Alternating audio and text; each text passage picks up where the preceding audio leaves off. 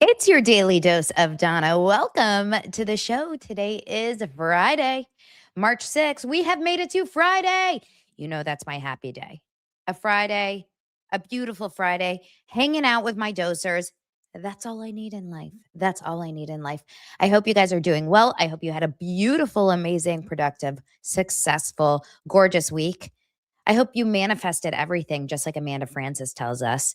I am watching Real Housewives of Beverly Hills. Finally, I'm catching up on the last few episodes, and it's really an interesting take. That girl, she loves a manifestation moment. So I hope you manifest a phenomenal day ahead for you and a weekend ahead. We have so much to talk about. The Today Show is getting slammed. Darryl Hannah is attacking Ryan Murphy's portrayal of her. Not shocked by that in Love Story. And we have three new lawsuits, three huge new entertainment related lawsuits, one against Bravo, one against CBS, and one against a real estate agent. A former real estate agent. We're going to talk about all of that plus more in today's Daily Dose of Donna.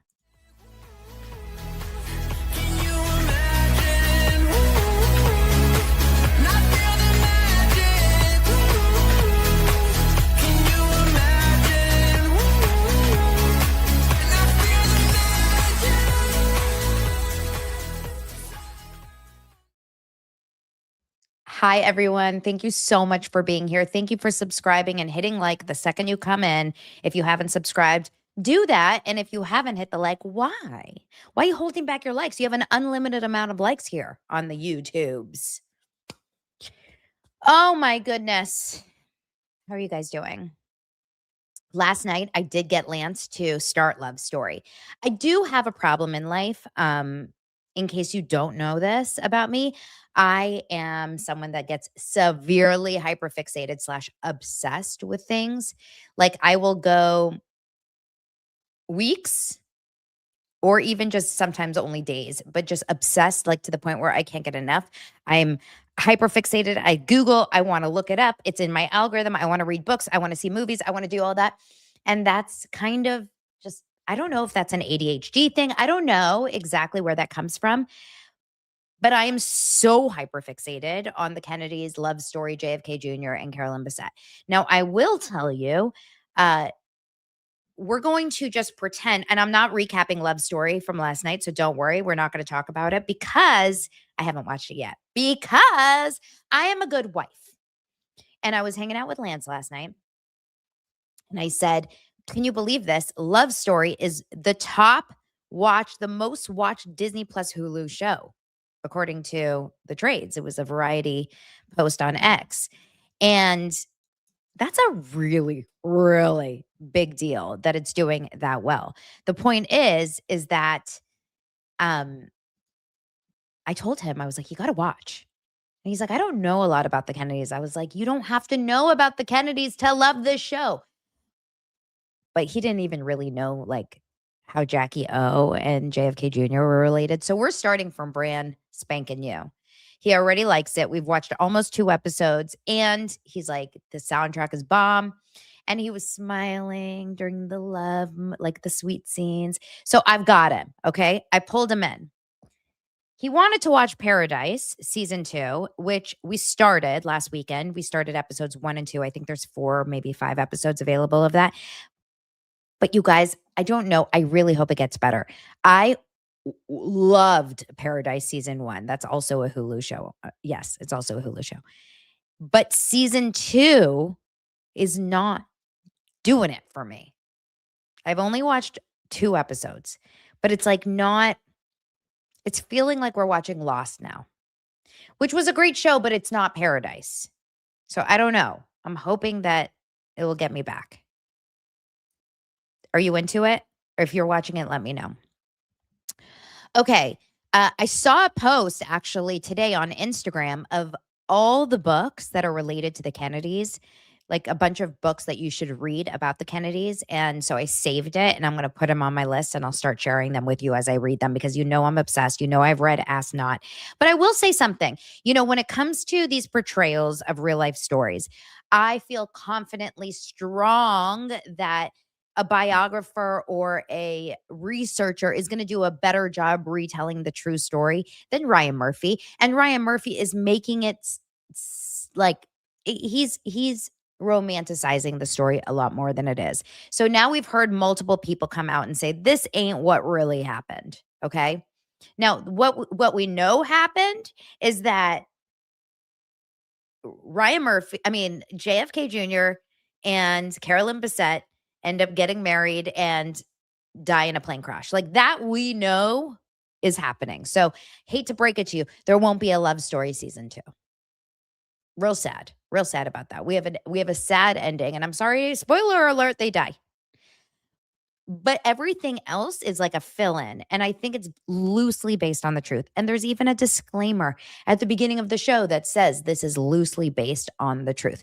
So everyone needs to calm down with everyone saying, "Oh my God, it's not true." Now, yesterday I saw a clip of Annette Bening who came out because in the first episode of the show, there is a character named Annette who wears short hair like Annette Bening does and is in the Calvin Klein showroom. And she's trying on an outfit, and Carolyn Bessette basically wins her over in that moment. And Annette is like, she's amazing, which is then why Calvin Klein sees Carolyn Bessette as like this holier than thou person. Annette Bening was on a show yesterday, I believe on Good Morning America, and said that it didn't happen that way. She goes, when I was in Calvin Klein showroom and met Carolyn Bessette, which did happen, it didn't happen that way because I was heavily pregnant. I was going to the premiere of Bugsy. So I will say that it's not going to be 1000%. Plus, he's retelling a story from random people's accounts of everything. And if you've ever watched, I don't know, Real Housewives or just even Blake Lively and Justin Baldoni's retelling of what happened on the set, everyone has their version of the truth, right? So one person sees something and the other person sees another. I know that authors of books that have written about this are feeling a little bit annoyed because there's a lot of things that are not portrayed correctly. I believe that fight that they had in Central Park, that famous fight that we showed and talked about here on the show, I don't know if anyone really knows what they thought about. I was talking to my sister this morning and she's like, was that actually what the fight was about? That she wasn't, she didn't want to marry him and this and that. And she wasn't sure if she could be his wife because of his family and whatever.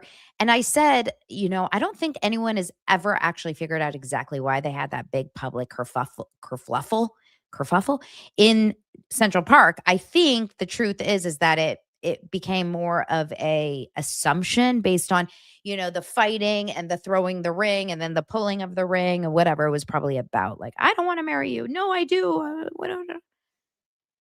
So everything is just an assumption. But Darryl Hannah, 90s actress, 80s, 90s actress, Darryl Hannah, and she, of course, is still around and she stopped acting and now she's an activist, married to Neil Young. She has come out and she is pissed. She is pissed about the story. And the truth is, I get it because she looks awful in the story. Now, what's her name? The actress that plays her. I'm sure it's right here. She's the Hemingway's daughter, Mariel Hemingway's daughter. Now I can't remember. Dree Hemingway. Dree Hemingway plays her. And she, I think, does a phenomenal job kind of becoming Darryl Hannah's character. Darryl Hannah was prettier, in my opinion, than Dree Hemingway playing Darryl Hannah in real life. But Darryl Hannah has that same kind of like John. It sounds the same. When I listen to interviews of Darryl Hannah or hear Darryl Hannah talk, I feel like she nailed Darryl Hannah's intonation, her tone, her approach, her dialect, like everything, just her energy. But Darryl Hannah is not happy about her character in the show because Darryl Hannah is written as a needy, emotional, like flippant, druggy partier who comes in and kind of like tries to take JFK back and and he's not into her. Like, he loves her, and then he falls out of love with her, and then he kills her dog by mistake by walking the dog and letting the dog go, and the dog ends up getting hit by a car. It's such a tragic story.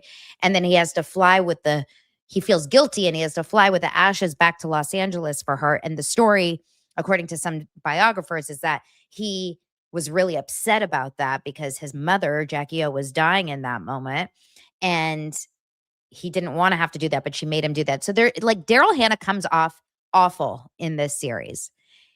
So another thing that Darryl Hannah comes off as really bad is that she goes to the funeral of Jackie O in the episode 3 or whenever Jackie O dies. Spoiler alert. Jackie O dies. And Jackie did not like Darryl, according to the show. Darryl is not someone that Jackie wanted for JFK Jr. to marry. She wanted him to be with someone else. And there's a very clear scene where she says, I don't know who that girl is. I know who it isn't. And in one scene, Darryl Hannah came to dinner at Jackie's home for like a family dinner, and Jackie stayed in her bed and ate in her bed. I assume there's a version of that that's true. But in the funeral scene, she comes to the funeral. JFK Jr. didn't even invite her. He's kind of upset that she's there because he knows that his mom didn't like her and they were broken up at the time. But in the funeral scene, he goes out to the balcony to say hi to all the well-wishers downstairs and the paparazzi. And Darryl Hannah comes out there with him. But from everything I've heard and seen, Darryl Hannah never actually did go outside and stand there on the balcony with him. So they're taking a lot of they're stretching the truth, I should say, on the show. But Darryl Hannah's not having it. Okay. She's pissed. They call her outraged, and they say that she blasts her portrayal, and she denies ever taking cocaine. Now, that part I just can't believe. I think every single one of these celebrities were all taking cocaine in these days. In the early 90s, late 80s. Yeah, creative liberty. That's the word that I was looking for. Thank you. You guys are like my producers. I love it. She says the show was not even remotely accurate. In an explosive new essay written for the New York Times, she accused the show of portraying her as irritating, self-absorbed, whiny, and inappropriate, and insisted that it was not even a remotely accurate representation of her life, her conduct, or her relationship with John. She says, I have generally chosen not to respond to media coverage of me. I have long believed that engaging with distortion often amplifies it. But a recent tragedy-exploiting television series about John F. Kennedy Jr. and Carolyn Bessette features a character using my name and presents her as me. The choice to portray her as irritating, self-absorbed, whiny, and inappropriate was no accident. Storytelling requires tension. It often requires an obstacle, but a real, living person is not a narrative device, she says. She also continues and says, there is also a gendered dimension to this thinking. Popular culture has long elevated certain women by portraying others as rivals, obstacles, or villains. Isn't it textbook misogyny to tear down one woman in order to build up another? She says, this character is not even a remotely accurate representation of my life, my conduct, or my relationship with John. She says the actions and behaviors attributed to her are untrue. She says she has never once used cocaine or hosted cocaine-fueled parties. I have never pressured anyone into marriage. I have never desecrated any family heirloom or intruded upon anyone's private memorial. I have never planted any story in the press. I never compared Jacqueline Onassis's death to a dog's. It's appalling to me that I even have to defend myself against a television show. These are not creative embellishments of personality. They are assertions about conduct, and they are false. She says there's real-life consequences, and she's claimed she's received many hostile and even threatening messages from viewers who seem to believe that the portrayal is factual. That's a bummer. If you're out there right now and you're writing notes to Darryl Hannah, getting mad at her about the way she's portrayed in this, like, we should probably stop that, right? Like, come on, let's take it down a notch, okay? Let's take it down a notch. I don't understand how people get this parasocial and insane about characters on TV shows or reality stars or even YouTubers. Like, everyone needs to take it down a notch. When entertainment borrows a real person's name, she says it can permanently impact her reputation.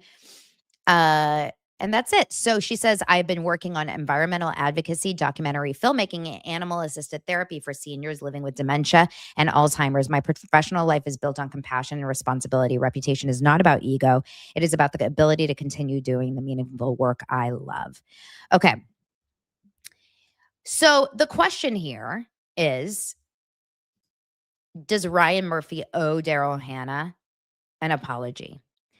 If I were Darryl Hannah and this was me, I would be pissed too. I mean, she's so incredibly, she's like the villain the version of, I would say the villain version of Darryl Hannah. So if I were Ryan Murphy, I would send Darryl Hannah some sort of like an apology. But at the same time, he's very clear that it is a re-dramatization and that it's not a true story. Also, there is no way that Darryl Hannah is looking back at herself in the 90s and thinking, I was exactly like that. No matter what, even if she was exactly like that, because human beings are usually not capable of seeing themselves in the light that maybe others see them. And it's a really hard thing to be able to say, I come off as whiny, inappropriate, this and this and that. I think that you are just kind of the way you are, and then you think that you're the best version of yourself, and other people see you in a different way. So it's all perspective. But this is what Ryan Murphy bases his career on: taking real life situations and making re-dramatizations and creating these fictionalized, kind of like fascinating stories based on real life. I just think this one is such a big deal. And it is such a big part of pop culture phenomenon right now that Darryl Hannah wanted to respond because she looks real bad. She does. Interesting. Okay. I'm still watching that shit from back and forth. Okay. I am watching it from the beginning to the end, every single episode. I'm loving it. And I'm listening to the Spotify playlist of the soundtrack every day. So if you want to come back to the 90s with me, light yourself a cigarette and flip your hair, become Carolyn Bessette. Let's do it. Also, the actress Sarah Pidgeon, who plays Carolyn Bessette, is so phenomenal. I love her so much. Like, I love her beyond. And also the actor who plays JFK Jr. is phenomenal. They do such a great job. Finally, I want to say something, and this is a little slight over to Blake Lively, the biggest B in the history. I don't know if you guys know, there's a new document on the docket that lists every single content creator and every single piece of content that has been part of the smear campaign. Of course, I'm named, Zach's named, every single creator that you've ever watched about Blake Lively most likely is named on this, including places like Entertainment Tonight, Access Hollywood, Inside Edition, ABC, NBC. I'm like, what? So if you talk about Blake Lively, you're engaging in a smear campaign. Cool. Like, get a life, girl. Anyway, the point about that is that if you guys remember, the biggest issue here that really started everything off was the fact she didn't read the book. She didn't read Colleen Hoover's book. But these two did. And they said it in an Instagram interview that I watched. Someone asked, have you read Carol Radzawill's book, What Remains? And they said, yes, we've read everything. We've listened to everything. We are like heavily researched into our characters. And you know what? I can appreciate someone that actually reads a book if they're doing a movie based on something. Blake, to not read a book before you do the movie based on the book feels insane. Feels absolutely insane. All right. Next story. Oh, and speaking of books, actually, really quickly, Patreon, on my Donna's group chat, we picked our March book. And I let you guys choose it in a poll, and it was down to 3 thrillers, and we picked our book. So make sure to head on over there, start reading, because we have our first book club / TV talk meeting group chat basically on March 31st. So I'm excited about that. We also have another Patreon happy hour Zoom next Friday, I believe, a week from today. Okay. Let's get into our next story, which is this new smear campaign against the Today Show. As you guys know, Savannah Guthrie came back to the Today Show yesterday. They took all the pictures. They released all the pictures. I know Zach Peter has been talking about it's so weird that Savannah's getting so much press back at the Today Show, and she was like kind of hiding from the world when she was actually looking for her mom in Arizona.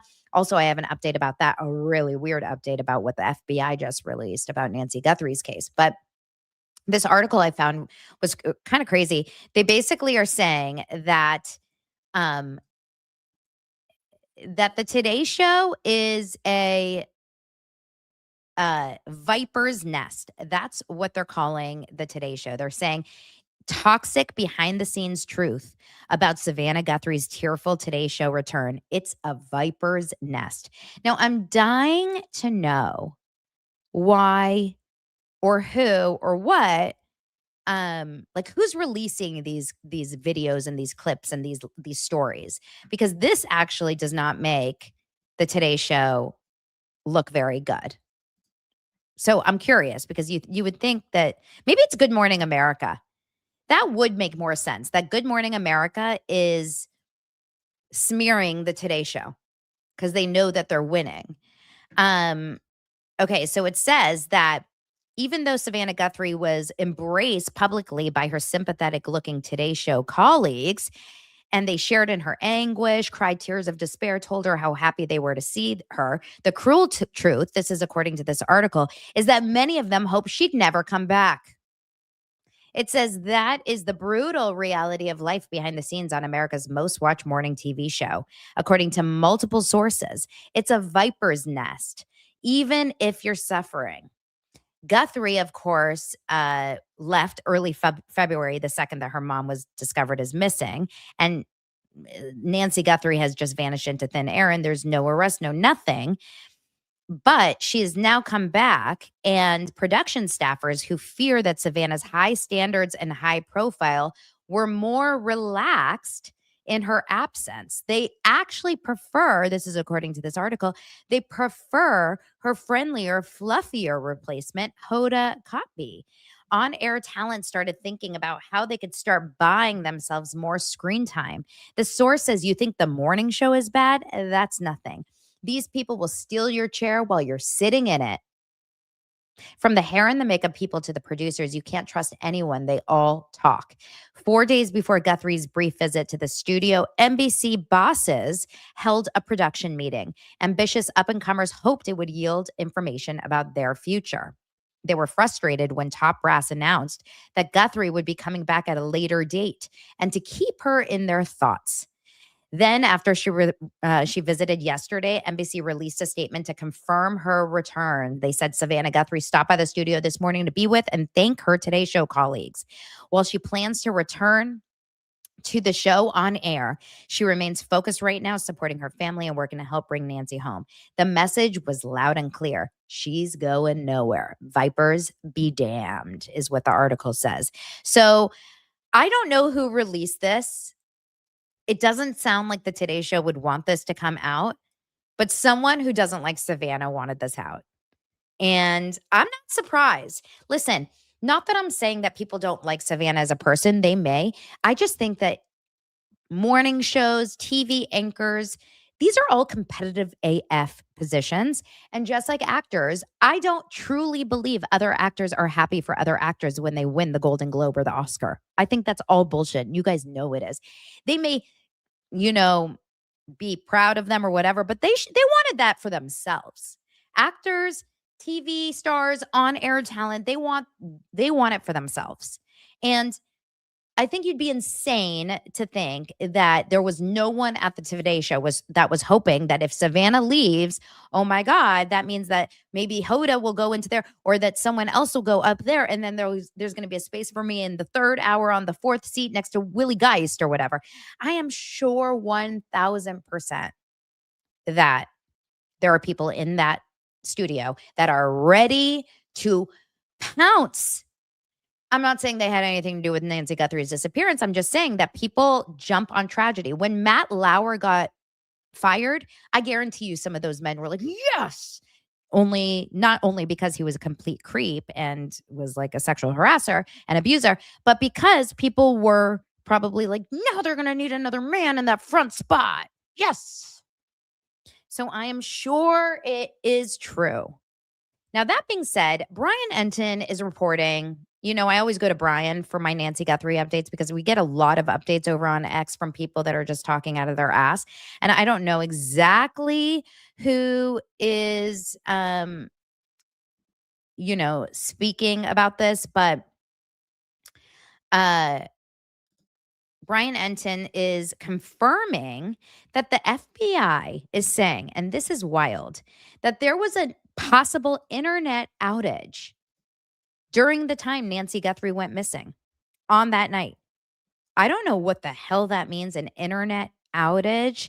That feels like real big. But it says that one neighbor tells Brian Enton that his Ring camera history is mysteriously not available the night Nancy disappeared.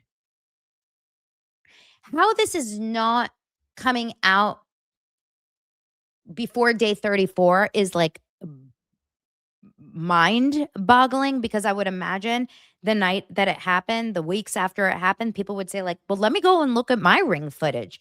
Oh, that's weird. It's not there. I don't know why they're only coming out with it on March 6th. Maybe it's just because FBI is involved and they're actually saying it. And by the way, I'm very confused that the FBI is involved because I thought the FBI wasn't involved. So nothing really makes sense to me.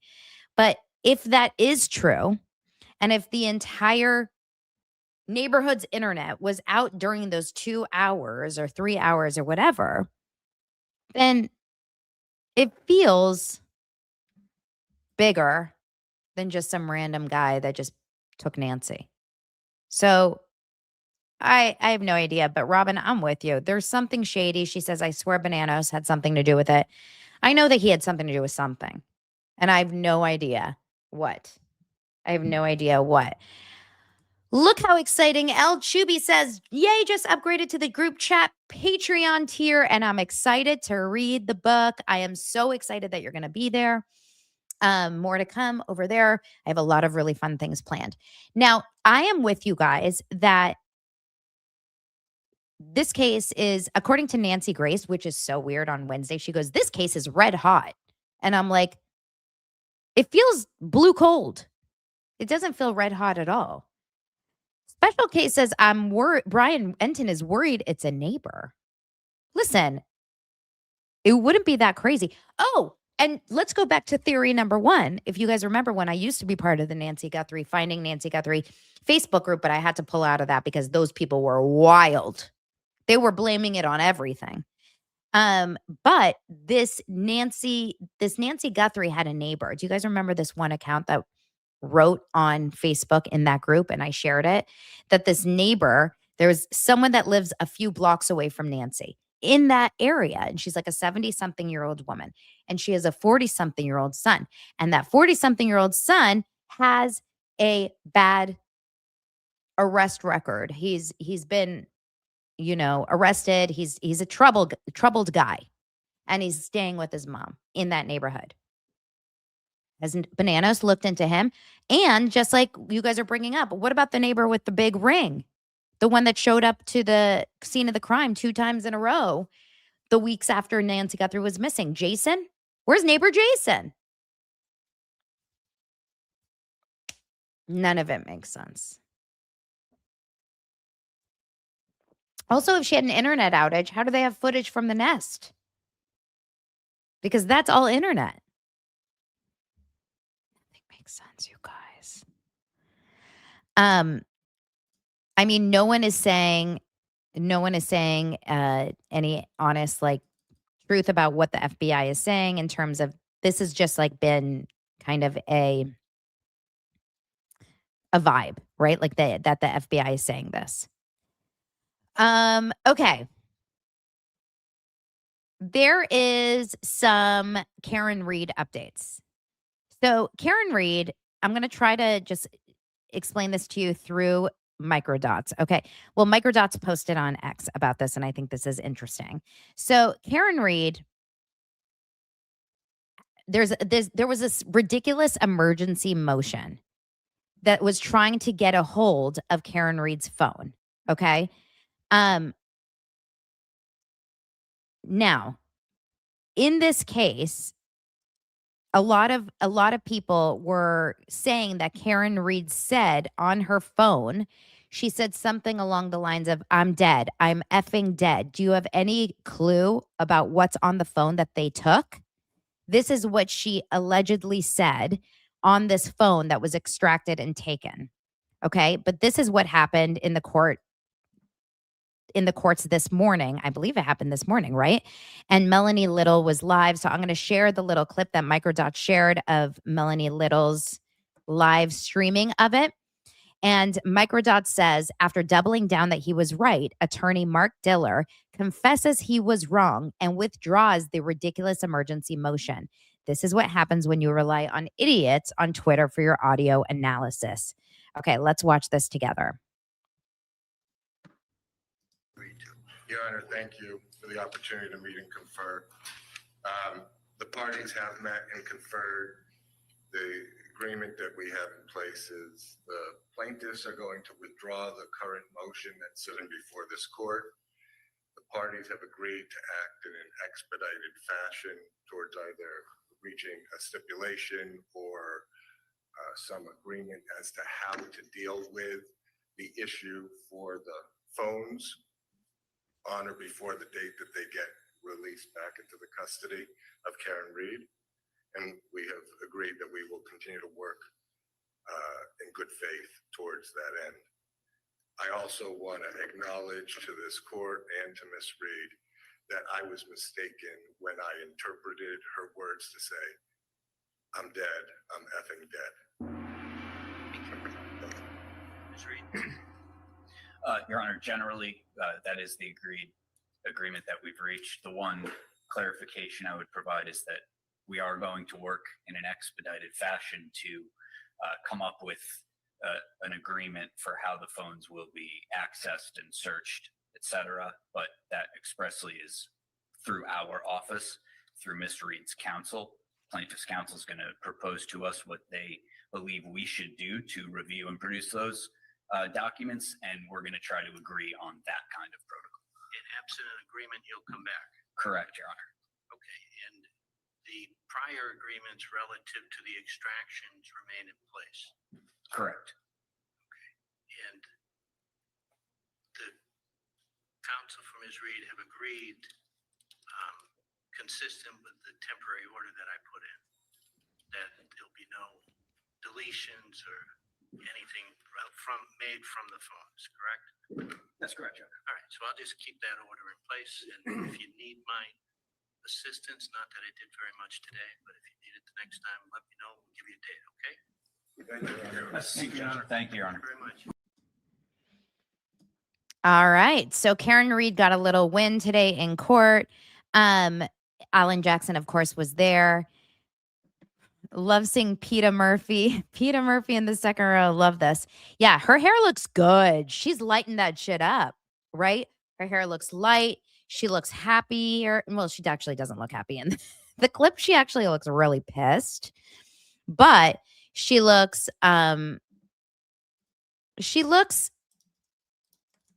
more in control. Look, she's not sitting in the defense anymore. Like, she is.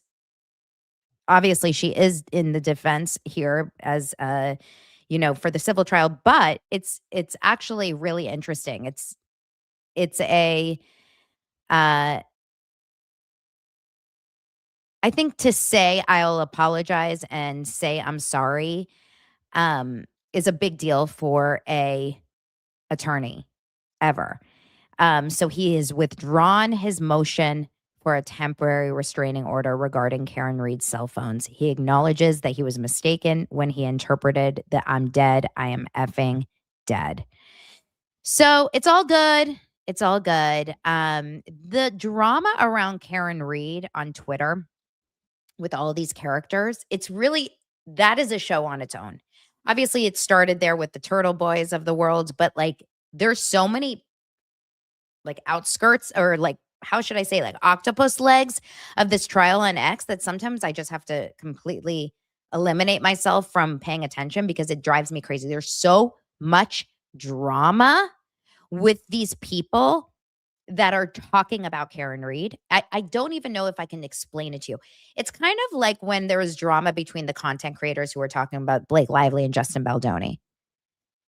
There's fights, there's smear campaigns, there's attacks, there's clicks, exactly. There's branches like of crazy drama.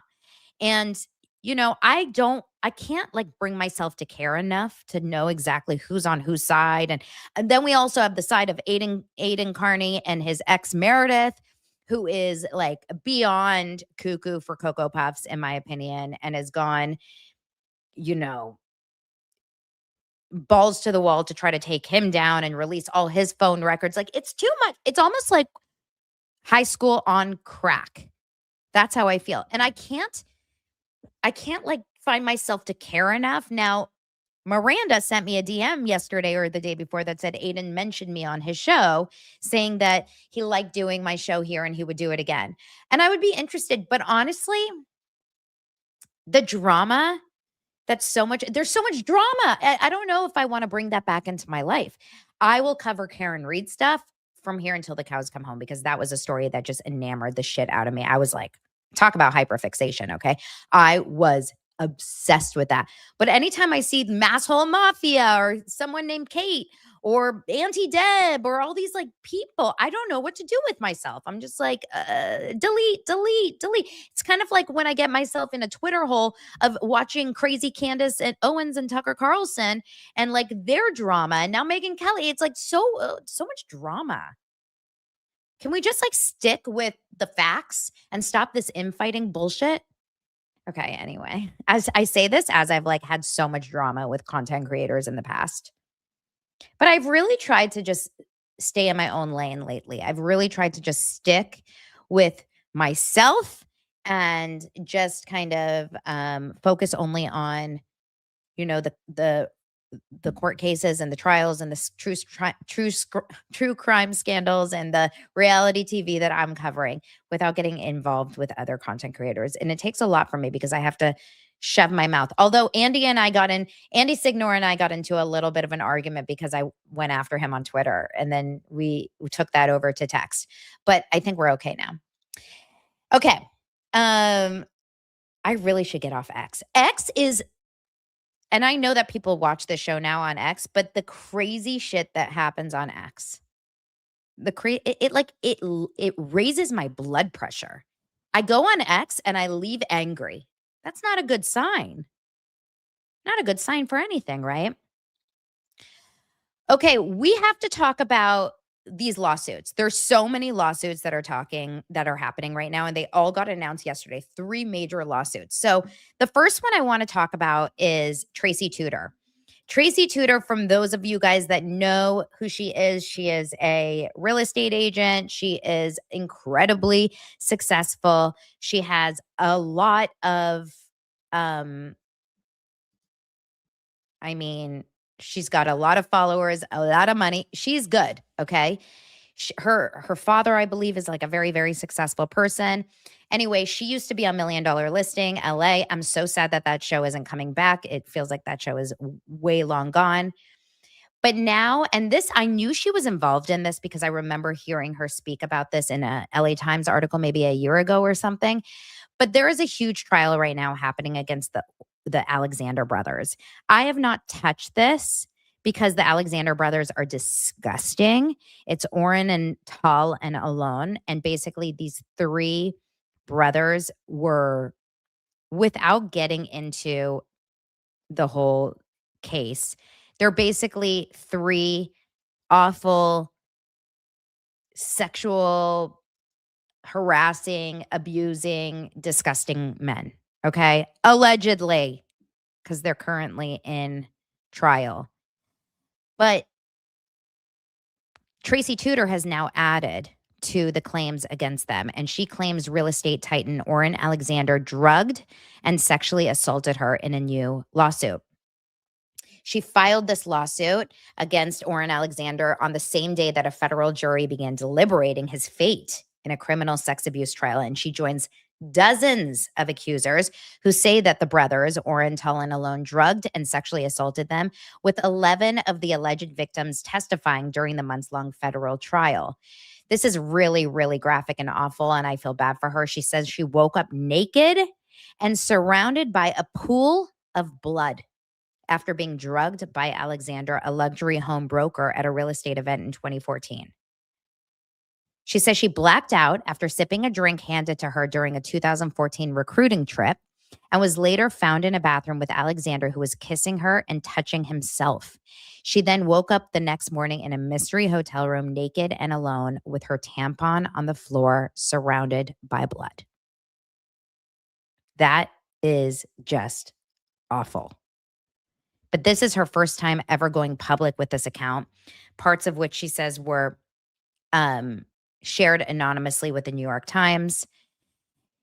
She's not amongst the 11 victims named in the case because, well, actually, I don't know why she didn't, but she said that in 2014, real estate firm Douglas Elliman paid to fly her from her home in Los Angeles to a recruiting event featuring top executives of the industry. She then went to a group dinner for further networking, and that's where she was with him. She thought he would be a key person to refer LA business to her if she joined and helped to build a new office. And when Tudor arrived, they ordered drinks at the bar, and she was bizarrely handed a large pink cocktail.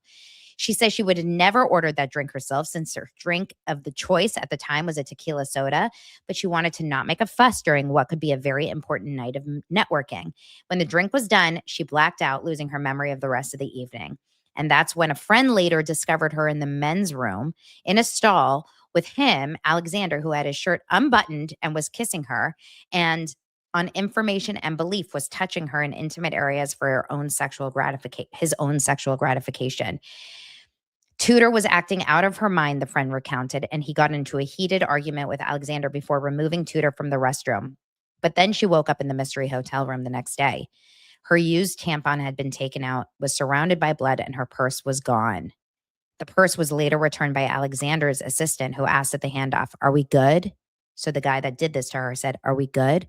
While she has no recollection of who committed the hotel assault, after a version of her account was published anonymously in the news years later, a man left a mysterious voicemail only saying, "I'm sorry." Alexander's attorney, Jason Goldman, said that Tudor timed the filing of the lawsuit for maximum media impact, choosing the eve of jury deliberations in the federal trial, despite the fact that the allegations are more than a decade old, as if that matters, and have already been aired publicly. So his attorney is saying this appears to be nothing more than a transparent attempt to create headlines and taint the proceedings at a critical moment. Well, I feel incredibly awful for Tracy Tudor. That's a really, really horrible and graphic story. I don't know how she ended up going from, it sounds to me like her friend saw her in the bathroom being taken advantage of in that way. How the hell did she end up in the hotel room? How did her friend not take her home with him or her? Just so sad. But I'm glad she came out and said this. So that's the first lawsuit. Then we have a major lawsuit against Bravo. And this one is massive. So an alumni from Below Deck, which is Bravo's big show that takes place, of course, on a boat, on a yacht, traversing around the world. Someone that was on the show in 2015, his name is Emil Kotze. I think I'm saying that right because I don't remember watching the season. Kotze. Is suing NBC Universal, which of course includes Bravo, for $633 million. $633 million over allegations of sexual harassment on the set of the show. He appeared on season 3 of the show in 2015, and he filed an amended federal lawsuit against the network in October 2025. His initial complaint was filed in June 2025. So I don't know why we're just hearing about it now, but he is claiming in this amended lawsuit that during his time on the show, he was subjected to a hostile work environment rife with sexual harassment, manipulation, and dangerous conditions. I'm going to show you guys a picture of Emil in case you remember watching season 3 of Below Deck. I don't know if he played a good dude or not a nice guy. Like, was he, I don't know. Maybe you guys know. I have no memory of this. But Leslie says it was the crazy season with that girl who quit and jumped off the boat. Interesting. I didn't watch that season. Now I feel like I have to. Maybe I did. It says that the professional yacht deckhand further alleges that NBC Universal failed to protect him from abuse, defamed him, misappropriated his likeness, and engaged in a cover-up and retaliation campaign to silence and discredit him when he sought redress. Elsewhere in the federal complaint, he alleges that he was tricked into participating on the series under false pretenses that it was a documentary about yachting life. He says that the show's producers began steering him into a romantic entanglement with co-star Rocky Dakota. Besides accusing NBC Universal and the Below Deck producers of discriminating against him for being from South Africa, he claims that the season 3 of the Bravo series was allegedly edited to falsely portray him as misogynistic and immature. As for his once promising yachting career, he alleges that it was destroyed and that he has been effectively blacklisted from the industry with an estimated $123 million in lost future earnings. And he also is citing out-of-pocket medical costs for medical and psychological treatment of trauma and lasting emotional distress that includes PTSD, anxiety, and depression.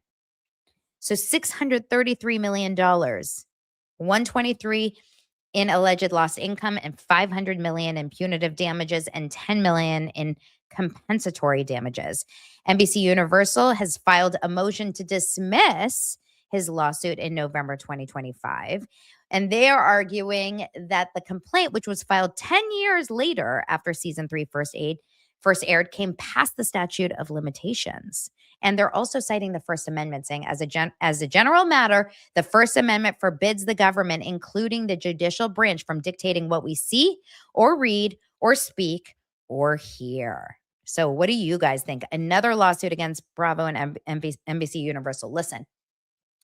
That Below Deck show is pretty wild, okay? Below Deck, we've seen a lot of weird stuff happen. And I think there's like a little bit of maritime law going on over there where they just feel like they're in the middle of the ocean. Like, let them be crazy. Remember that one story about that one really drunk deckhand who was sexually harassing one of the other women, like on camera?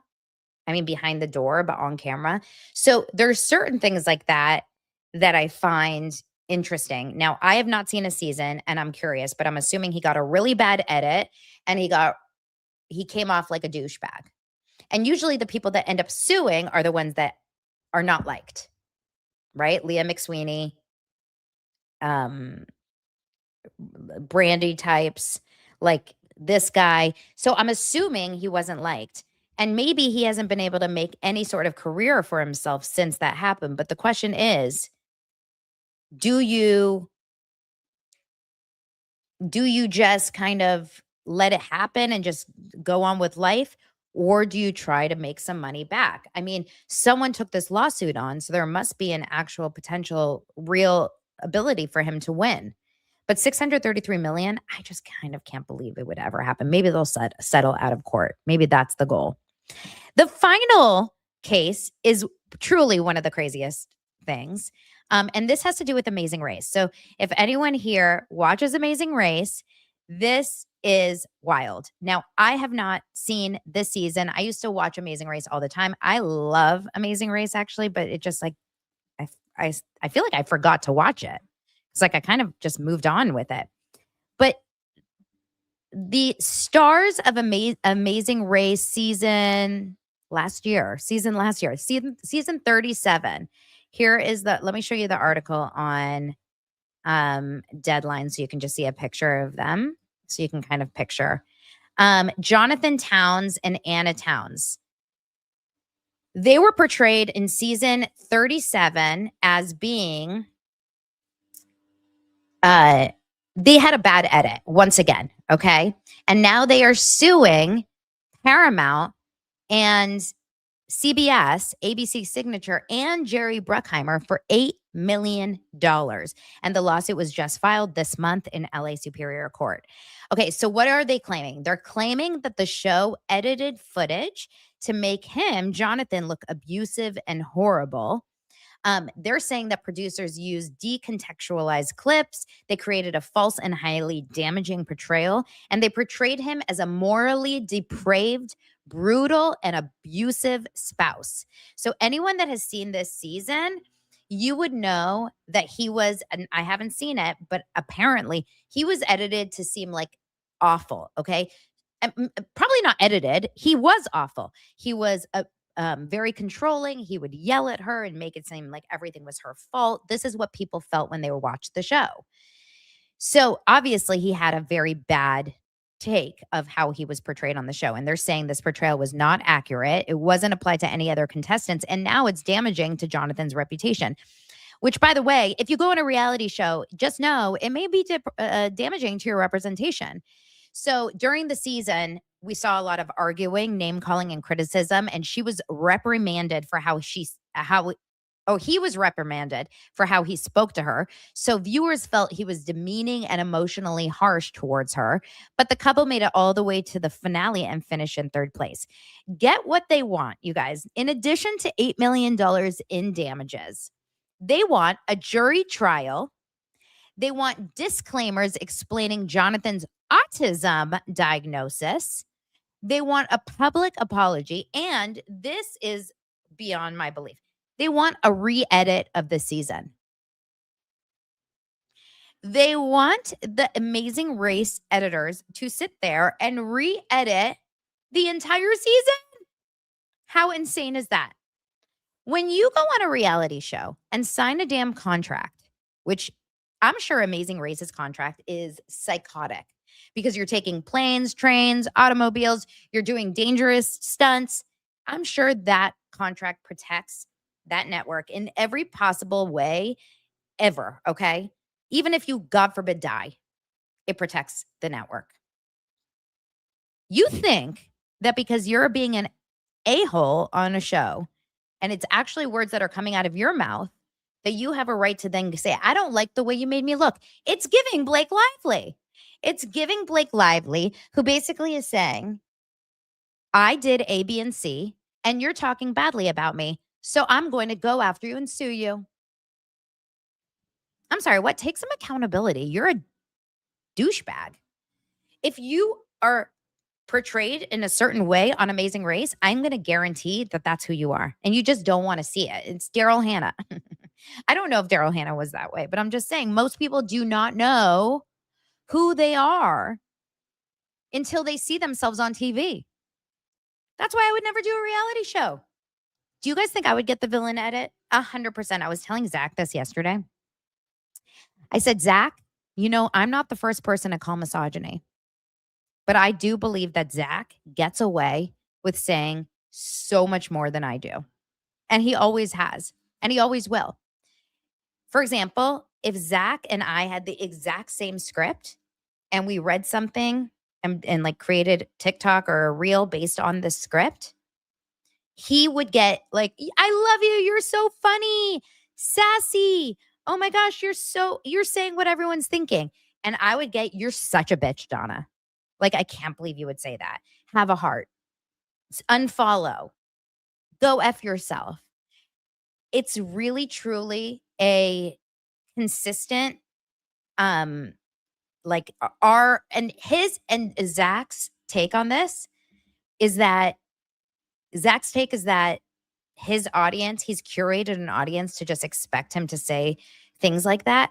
But I don't actually think that that's true. We have so much of the same audience. I just think that people go after girls more. But anyway, that's besides the point. I think that if I was on a show, I would be portrayed as the villain because I say what's on my mind, right?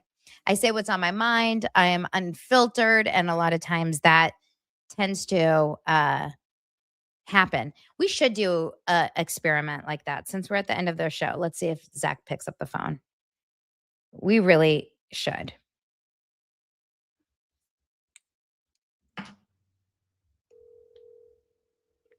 They go after looks more for women. Is that what you said? Hi, I'm live on Daily Dose of Donna. Hey, Zach, remember how yesterday I said that if we had the exact same script and we both said the same thing, you would be like the funny one and I would be the bitch? Can we test it? Yeah, we should test it. Like, we should come up with something and say the exact same thing on a reel and like release it same day. Just criticize Savannah. No. Let's do it with something else. Let's do it with like something that's like less high stakes. We'll figure something out. We'll need to pick a topic. But does your audience agree with you? They think that you Yeah, some people agree, and then some people say that I hold back a little too much. see, that was my argument, is that you play it too safe. I just say whatever it just comes out of my mouth, and I get in trouble all the time. And I think people are so desensitized to me, and they're so desensitized to my mouth, that they can say crazy things and they don't even affect people the way that it used to, because they've tried so many times to stop hearing it. It never worked. Yeah, that's true. So I just keep saying crazy things. And you like to play it very safe. You go on Instagram and you're like, well, and you can give a little more zing to you. Okay, I'll zing it up. And let's see how much hate I get. I just don't see a lot of snark pages online about men, but I see a ton of snark pages online about women. But it's not just, I'm not just talking about me right now. I'm talking about in general. There's so many snark pages on Reddit, etc., that are focused on influencer women, podcast women. But there's not that many about men. It's true. Jeff Lewis falls kind of in the middle, though. You know what I mean? Because he's gay. Yeah. All you gay men are just like women. Exactly. I love a gay man, though. I'm not scared of gays like Shia LaBeouf. Did you see that clip? I saw the clip. I said seen the interview. He's like, you need to watch this interview. So you need to watch it right now. I was watching the Rose McGowan. Oh, I haven't seen that. The clip of Shia LaBeouf saying, I'm scared of gay men. Like, what a piece of shit. Big gay men, he said. Big gay men, like bears.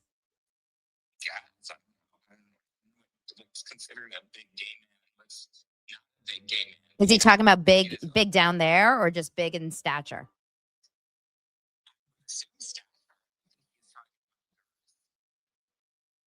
Never know. Unless, I mean, because then you would have fears for other reasons. I'm scared of big girth too. Who isn't?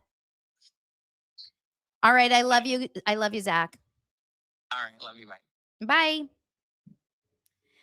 Bye. Sorry, it's hard to hear Zach. Yeah, I think it's because I have my gardener is here and he was like blowing right outside my window and it was grabbing that air and it was all over the place. What Zach said, you guys heard him at the beginning though, right? You heard the beginning of the conversation. He said that girthy men are scary. Okay. So if you have a big girthy penis, just don't stay away from us. Also, if you have a micro penis. Anyway, it's a Friday. Okay, I love you guys so much. Thank you for being here. You couldn't make out Zach at all the entire time. That's so weird. All right. I appreciate you guys so much. Thank you for being here. And I love you. I will talk to you on Monday. Join Patreon and then we can hang out all weekend. Follow on Instagram to get all the links of all the things. So many times people are asking me, what are you wearing? What do you do with your hair? I put it all there. It's all on my Amazon storefront. You can get all the products. I'll see you guys soon. Love you. Bye. Shabbat shalom.